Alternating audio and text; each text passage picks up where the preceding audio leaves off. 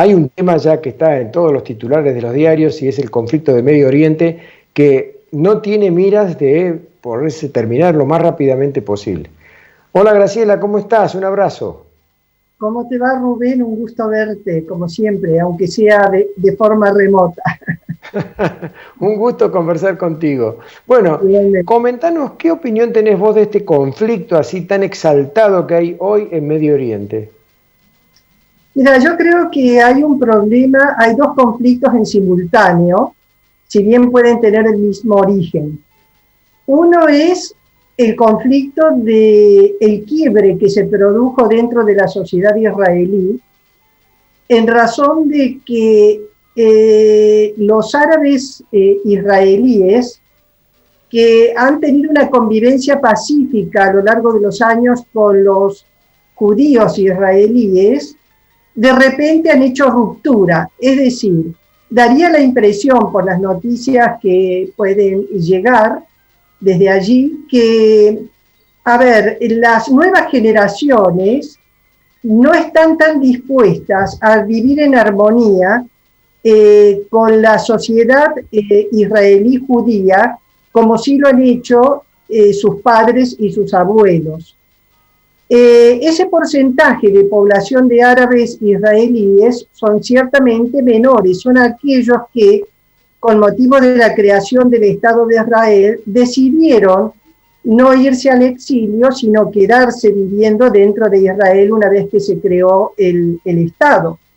Y el otro gran conflicto, que es el que más se ve, es el conflicto con Hamás, indudablemente, entre las fuerzas de seguridad y fuerzas armadas de Israel con Hamás.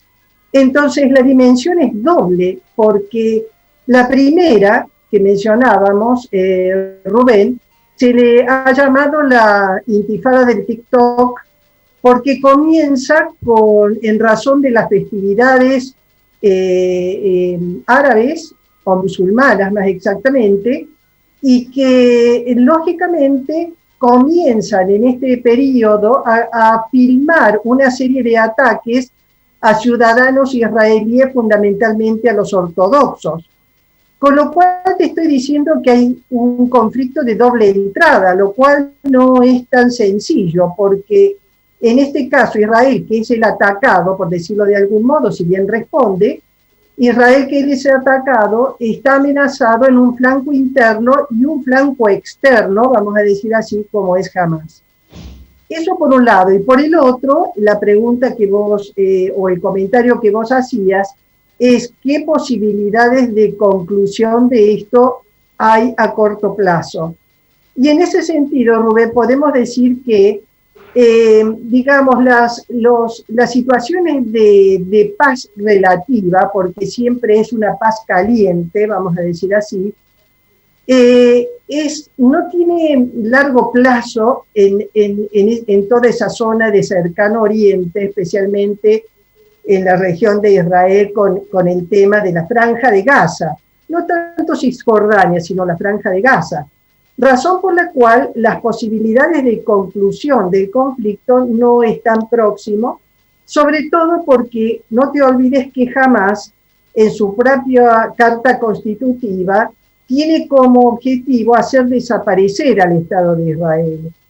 Con lo cual, lógicamente, no es el Estado de la autoridad palestina el que tiene conflicto y que está asentado en Cisjordania, sino que es el gobierno de Hamás dentro de la Franja de Gaza, la que en este momento está en conflicto abierto con Israel.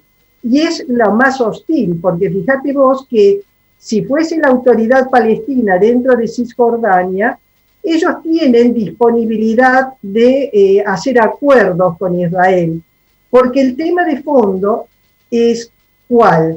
El tema de fondo es que Israel, hasta que no se vea reconocido como Estado por parte de los palestinos, tampoco ellos reconocerán a los palestinos como Estado. ¿Te das cuenta que es un problema desde la creación del Estado de Israel a esta parte de difícil resolución? Más aún que es Hamás está en el poder a partir de una suerte de golpe de Estado. Viene de ser un grupo terrorista con un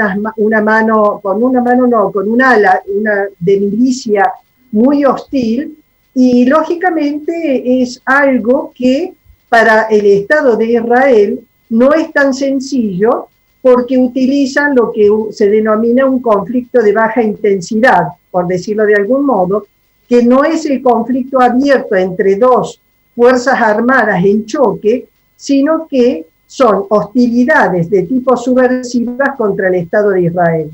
Razón por la cual es muy difícil. Israel responde con toda su carga de ser un Estado muy militarizado desde el punto de vista de su infraestructura militar para responder a agresiones, con lo cual se torna una situación de difícil resolución. Pero no, eso no quiere decir que concluya, no vaya a concluir, mejor dicho, sino que habrá que ver cuánto dura en el tiempo, porque hay un componente adicional, Rubén, y es que desde el Líbano y desde Siria ya también han lanzado cohetes contra Israel. El problema sería si esto se llega a internacionalizar, ¿no? Está bien. Ahora, te escuchaba con atención, Graciela. Esto tiene visos, para mí, capaz que estoy equivocado, de guerra religiosa.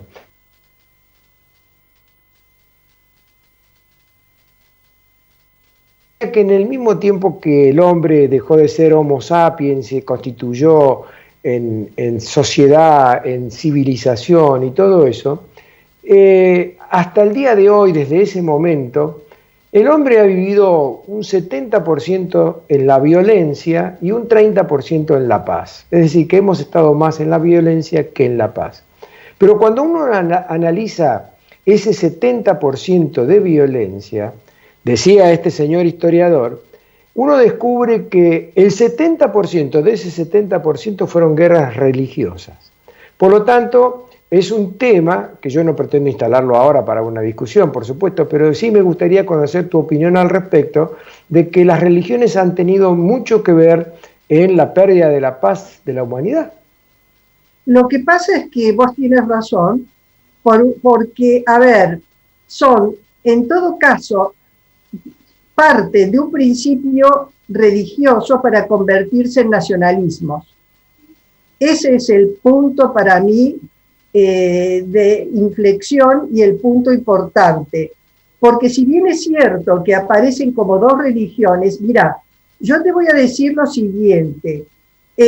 Los islámicos y por ende los palestinos, en su gran mayoría, conforman prácticamente el 20% de la población mundial, mientras que los judíos forman el 0.2%. O sea que no hay relación entre la población islámica en el mundo y la población judía en el mundo desde el punto de vista de la religión. Ahora bien, en el caso de Israel y Palestina, el punto pasa porque se origina cuando se va el mandato británico, se retira y se crea el Estado de Israel. Ya existían problemas de tipo religioso como vos estás señalando. Mirá, 1880, 1910, 1920, 1928, 1929, los conflictos son muchas veces conflictos por espacios sagrados. También son conflictos porque cada uno representa una identidad distinta y van ocupando espacios. Pero también significa que entran en un conflicto que, de ser religioso y de pretender, digamos, la apropiación de los espacios sagrados, pasa a ser un nacionalismo que se apropia o quiere defender territorios concretos, porque es la famosa, Rubén, la terra patrum, o sea, la tierra de los padres. Y para palestinos, árabes, como israelíes, la terra patrum le pertenece a ambos. Vos no te olvides que árabes e israelíes provienen del mismo núcleo, que es de Abraham. Y ahí tenés el núcleo religioso al que vos estás haciendo referencia, con dos madres distintas. Si nos vamos al origen, si bien no todo el componente es así, pero una parte sí, con un solo padre, que era Abraham, con dos madres. Una era Sara, la israelí o la judía, y la otra era Agar, la egipcia. Así que date cuenta si no tienes razón vos en lo que estás diciendo. Mirá el origen de un problema que trae sus consecuencias a largo plazo, ¿no?